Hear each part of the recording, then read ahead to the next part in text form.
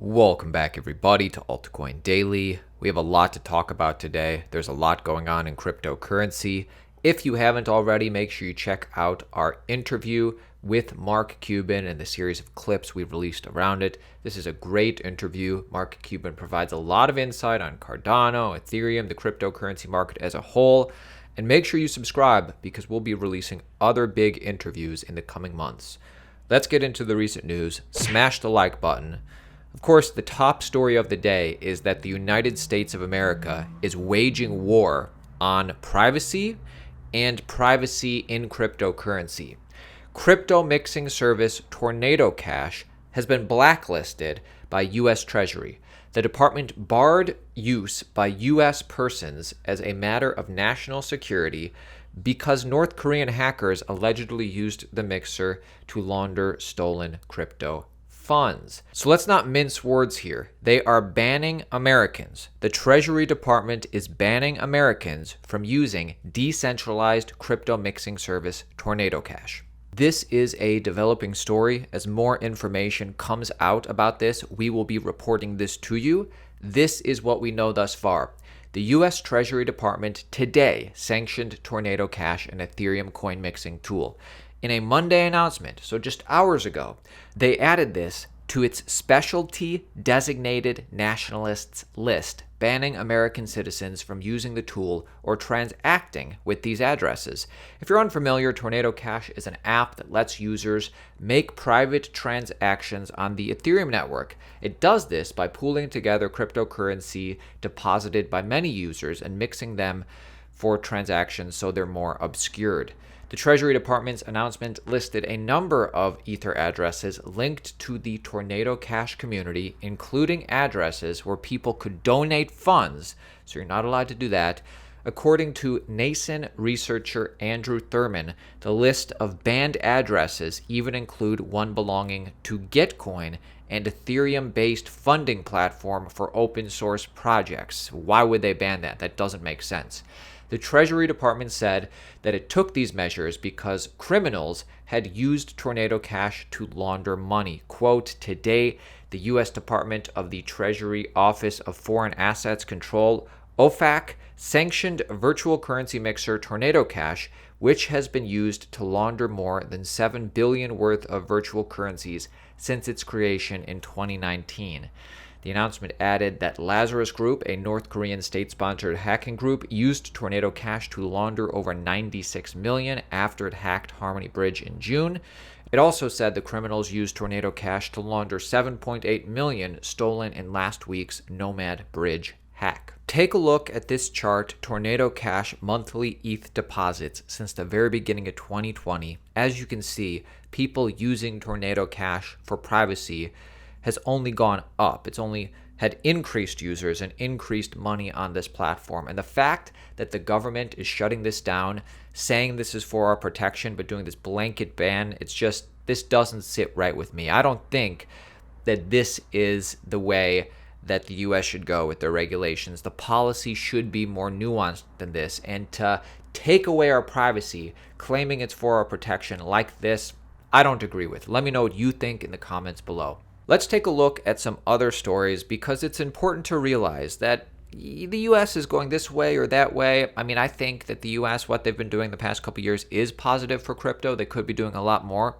But it's important to realize that unlike the dot-com bubble of the 90s, which was primarily a U.S. thing confined to accredited investors, cryptocurrency is a global thing. It is a cultural phenomenon around the world.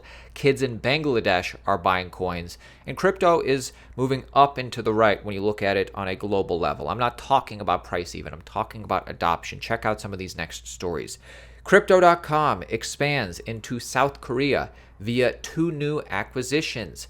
Seeing the future in crypto markets, Crypto.com recently unveiled an acquisition plan for expanding to South Korea.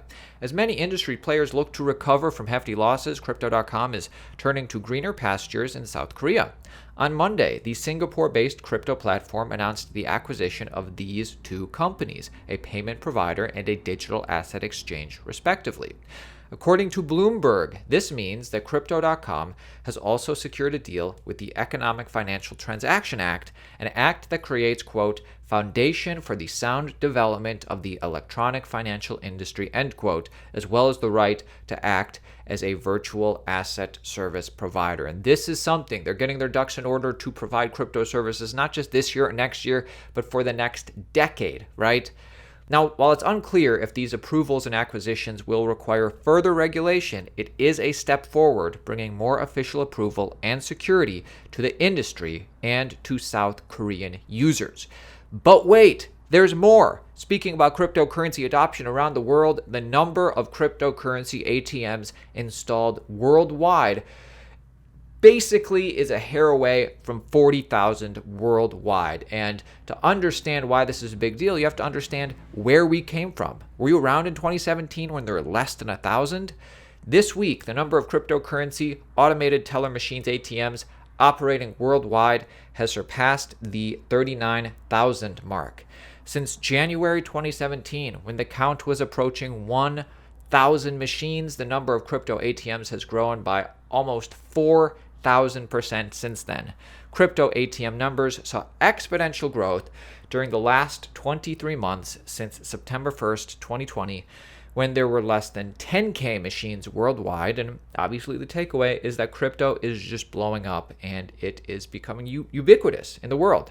This is the chart of crypto ATMs since 2014, actually, and you can see 2017 less than 1,000, and this is us today. And these are the top coins supported on ATM machines. Bitcoin, of course, Litecoin, Ethereum, Doge, Bcash, Zcash, Tether, Dash, Monero, Ripple, and Lightning Bitcoin. Interesting to note. Hey, this is what I like to see. Bitcoin and Ethereum look set to break out. I agree with this. Do you agree with this? Bitcoin and Ethereum appear to be gaining traction after a bullish start to the week. So why are we saying this? Bitcoin has gained over 1,000 in market value early Monday. Meanwhile, Ethereum saw its price jump above 1,800. So these are little pumps, which I think are pretty meaningful. We're getting this base level here, and I think the technicals and fundamentals now point to further gains on the horizon. Listen, everybody has become so accustomed to down only that they're trying to fade this little pump we've seen. While I don't think this is the beginning of a new full-blown bull run, a return to 28,000 plus for Bitcoin is programmed. I'll be surprised if we don't see 3K ETH pre-merge as well. I would. Bitcoin Lightning Network, as in Bitcoin Layer 2, all-time highs as far as capacity. Bitcoin Lightning Network capacity just hit an all-time high.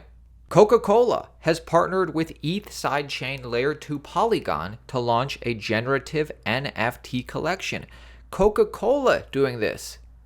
It's pretty cool. Big Chainlink news. Now, Chainlink, the marketing team, I guess, or the integration partnerships team, seemingly have been quiet for the past few months, but they have something big coming up. If you're a Chainlink holder, you need to know about this.